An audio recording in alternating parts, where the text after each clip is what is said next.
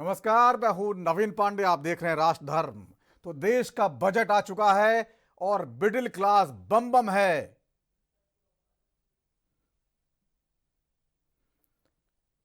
मोदी सरकार का ये तीसरे कार्यकाल का पहला बजट जो कह रहा है वो बहुत सारे इशारे कर रहा है।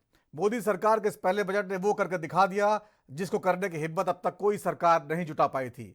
1 लाख रुपए महीने की कमाई पर अब कोई टैक्स नहीं। वित्त मंत्री निर्मला सीतारमण के इस ऐलान पर एक बारगी बीजेपी के लोगों को भी यकीन नहीं आया। विपक्ष तो हैरान रह ही गया। मोदी सरकार पर मिडिल क्लास पर लगातार बोझ बढ़ाने का आरोप लगते रहे हैं, लेकिन इस बार सारी कमी पूरी हो गई। विपक्ष कह रहा है कि बीजेपी का 240 सीटों पर गिराने का नतीजा है। सरकार डरी हुई है। बड़ा सवाल यह है, क्या दिल्ली चुनाव जीतने के लिए मिडिल क्लास पर नजरें इनायत की गई हैं या फिर विकसित भारत की ओर सरकार का लक्ष्य है? बजट में किसान, युवा, कारोबारी सबके लिए कुछ न कुछ बड़ा करने की कोशिश की गई है। इन्हीं तमाम मुद्दों पर चर्चा करेंगे। कुछ खास मेहमान जुड़े होंगे, इससे पहले देख लेते हैं क्या कुछ कहा गया है। I am now happy to announce that there will be no income tax payable up to income of 12 lakh rupees. इस बजट में 12 लाख रुपए तक की आय को टैक्स से मुक्त कर दिया गया है। सभी आय वर्ग के लोगों के लिए टैक्स में भी कमी की गई है। इसका बहुत बड़ा फायदा हमारे मिडिल क्लास को,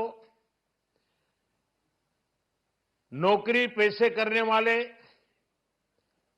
जिनकी आय बंधी हुई है, ऐसे लोगों को, मिडिल क्लास को इससे बहुत बड़ा लाभ होने वाला है।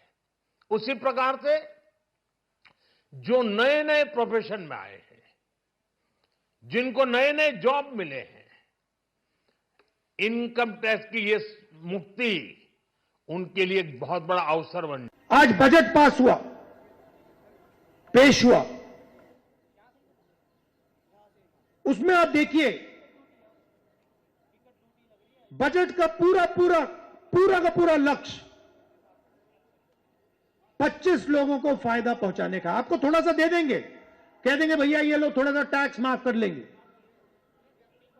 मगर अगर आप बजट का लक्ष्य देखेंगे तो हिंदुस्तान का धन 20-25 अरबपतियों को देने का है। हिंदुस्तान में 50% पिछड़ा वर्ग है, 15% दलित है, 8% आदिवासी, 15% माइनॉरिटी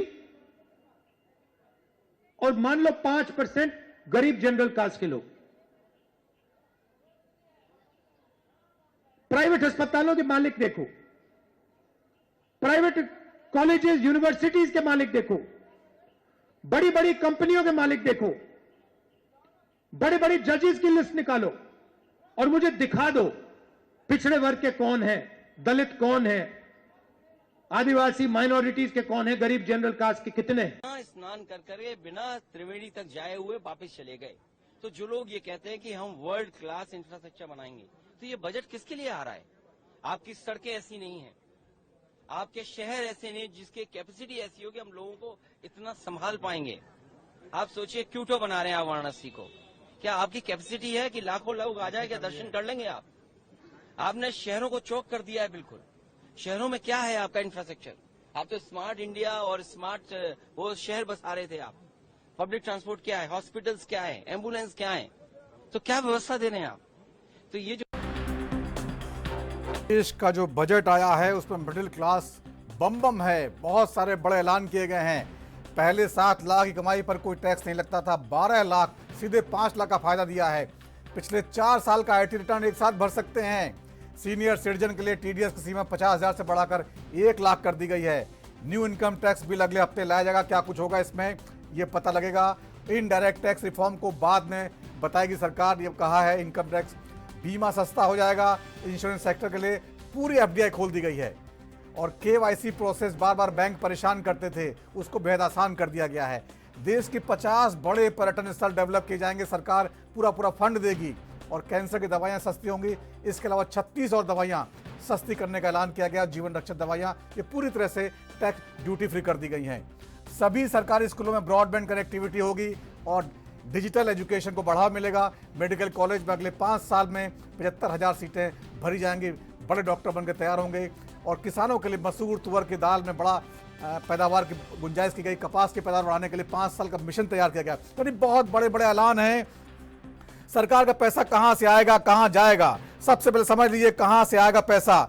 सरकार के खजाने में जो हर 1 रुपए में 63 पैसा जो है वो डायरेक्ट का टैक्स और इनडायरेक्ट टैक्स से आएगा। 63 पैसे टैक्स से आएंगे, 28 पैसे कर्ज और अन्य देवदारियों को जो ब्याज है उससे आएगा, 7 पैसे विनिवेश जैसे नॉन टैक्सिंग सोर्सेज से आएंगे, 1 पैसा गैर कर्ज पूंजी प्राप्तियों से आएगा, 36 पैसे जो है वो सीधे डायरेक्ट टैक्स से आएंगे। इसमें कॉर्पोरेट और पर्सनल टैक्स, इनकम टैक्स भी शामिल है। इनकम टैक्स से 19 पैसे आएंगे, कॉर्पोरेट टैक्स से 17 पैसे आएंगे। ये सरकार खजाना भरेंगे। अप्रत्यक्ष करों में goods and service tax GST में 18 पैसे आएंगे सरकार के पास और हर रुपए में 5 पैसे उत्पाद शुल्क और 4 पैसे सीमा शुल्क के जरिए सरकार हासिल करेगी। कहाँ खर्च करेगी सरकार? सरकार जो है अपने उधार चुकाने और अन्य देनदारियों में 28 पैसे खर्च करेगी। ब्याज भुगतान, करों और शुल्कों में राज्यों की जो हिस्सेदारी है उसमें 20 पैसे सरकार के चले जाएंगे। और रक्षा क्षेत्र के लिए जो रक्षा चुनौतियां हैं उसमें 8 पैसे सरकार खर्च करने जा रही है, यानी 8%। केंद्रीय क्षेत्र की योजनाओं पर खर्च में 16 पैसे होंगे, जबकि केंद्र जो सरकार योजनाएं चलाता है उसमें 8 पैसे का आवंटन होगा। वित्त आयोग और अन्य हस्तांतरण पर 8 पैसे खर्च करेगी। सब्सिडी और पेंशन मद में 6 पैसे और 4 पैसे खर्च करेगी और ये हर 9 पैसे जो बाकी खर्चों में करेगी। यानी सरकार ने पूरा जो बजट का लेखा जोखा रखा है उसमें बड़ी राहत दी है, हर वर्ग को कुछ न कुछ दिया है। किसान, कारोबारी, युवा और मिडिल क्लास, सबसे बड़ी राहत मिडिल क्लास को। 12 लाख तक कोई टैक्स नहीं। 12,75,000 रुपए तक की कमाई अगर साल में आप करते हैं तो आपको 0 टैक्स देना है।